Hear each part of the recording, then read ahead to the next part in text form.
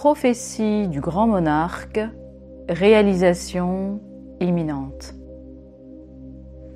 Le projet du grand monarque est une mise à jour et une synthèse en même temps de plusieurs prophéties, les prophéties dites de la fin des temps, dont les principales sont les prophéties de Daniel, de l'Ancien Testament de la Bible, et de l'Apocalypse de Jean, du Nouveau Testament de la Bible, car elles fournissent le plus de détails.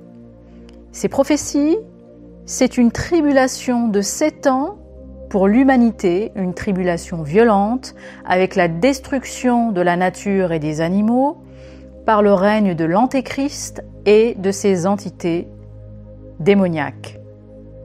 Et de l'autre côté, nous avons des écrits dits apocryphes, c'est-à-dire en dehors de la Bible, celle du grand monarque, qui prophétise l'arrivée d'un roi avec un saint pontife qui viendrait rétablir le règne de la lumière sur les ténèbres au sein de l'humanité depuis la France, comme celle de Saint Rémy, de l'abbé Souffrant, de Marie-Julie Jahenny, de Padre Pio et des centaines, voire des milliers d'autres encore.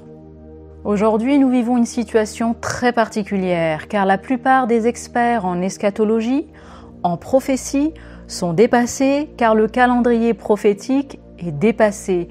Il ne tient plus dans notre ligne de temps. En effet, comme le disait le Christ, la loi est vivante et les prophéties aussi. Les prophéties sont des projections de lignes de temps, des grandes lignes visant à préparer l'humanité aux conséquences de ses choix.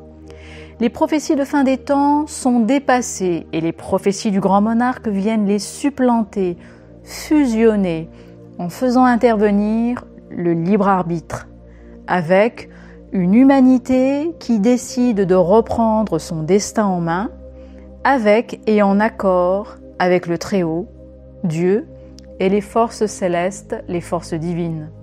Le projet du grand monarque est la synergie de certains humains avec le divin, une union, une fusion pour préparer l'âge d'or de l'humanité. Le grand monarque décide ainsi de devenir son propre Messie pour préparer la venue du Messie Jésus-Christ pour le millénium de 2030. Il passe par 6 ans de purification de l'humanité et évite les 7 ans de guerre, de malheur, de maladie, de mort et d'attaques d'entités démoniaques prévues dans les prophéties apocalyptiques de fin des temps. C'est une chance, une rédemption collective plus douce, mais tout de même conséquente, avec du bonheur pour ceux qui ont déjà fait leur rédemption, c'est-à-dire leur retour à Dieu, au divin, et de la souffrance pour ceux qui ne l'ont pas ou peu fait, et enfin de la souffrance extrême pour ceux qui la refusent. Cette purification de 6 ans par le grand monarque est négociée avec le ciel, et c'est le ciel, c'est-à-dire Dieu et les instances célestes, angéliques notamment, qui acceptent ou non et qui déclenchent le grand monarque. Le grand monarque, c'est l'établissement du règne de Dieu d'abord, du divin sur terre, par l'établissement d'un roi, d'un nouveau pape et un collectif de femmes et d'hommes pour mettre en place un programme clair et précis pour établir le règne divin depuis Paris, depuis l'Élysée, devenu le centre mondial du règne des ténèbres et des énergies satanistes.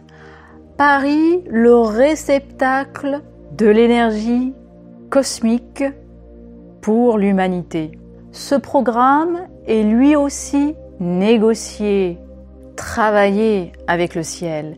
Il vise à rétablir l'ordre, la justice et la paix. Depuis Paris, depuis le palais de l'Élysée. C'est ainsi que la paix s'établit par l'ordre divin et la justice divine.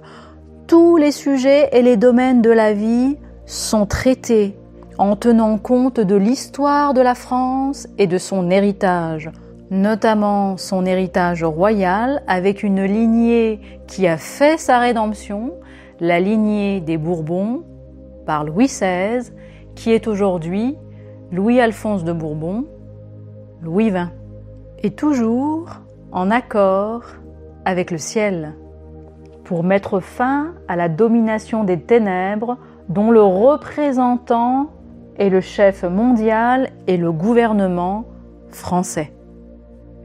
Ce programme notamment passe par 3 mandats d'arrêt pour les 3 derniers présidents criminels en France. Ensuite, les 10 commandements français, les 10 commandements du grand monarque et de Dieu pour rétablir l'ordre divin.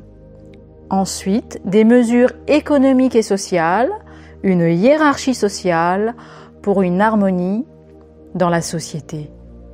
Et enfin, l'établissement des 7 royaumes et de leurs 7 rois, avec là aussi leur hiérarchie.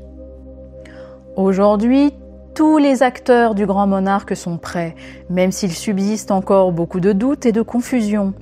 Il y a plusieurs personnes qui se disent grand monarque car elles font partie du projet du grand monarque et ont participé à son existence.